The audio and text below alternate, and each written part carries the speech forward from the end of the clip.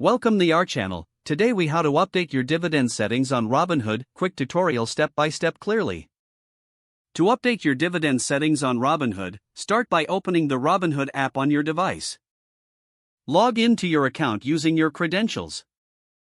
Once you're on the home screen, tap on the account icon located in the bottom right corner. In the account menu, scroll down until you find the investing section. Select notifications from the options available. In the notifications settings, look for the Dividends tab. Here, you'll find options related to how you would like to receive dividends. You can choose to reinvest your dividends or receive them as cash. If you prefer reinvesting, toggle the switch to enable dividend reinvestment. To receive cash dividends, ensure that the option for reinvestment is turned off.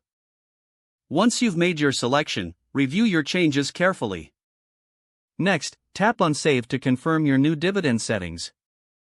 You should see a confirmation message indicating that your settings have been updated. Now, you can easily track your dividends in your account. That's it. Your dividend settings are now updated on Robinhood. If the page does not load, refresh the browser or try again in a private or incognito window. Make sure you are using the correct email address, then retype it carefully to avoid small typos. If your password is not accepted, use the reset option and create a new strong password you can remember. Check your spam folder for verification or security emails, then complete any requested confirmation steps. Enable two-factor authentication if available to improve account security and reduce unauthorized access risk. After signing in, review your profile details so your contact information and settings are accurate and current. If you see an error message, note it down and try again after restarting your device and internet connection.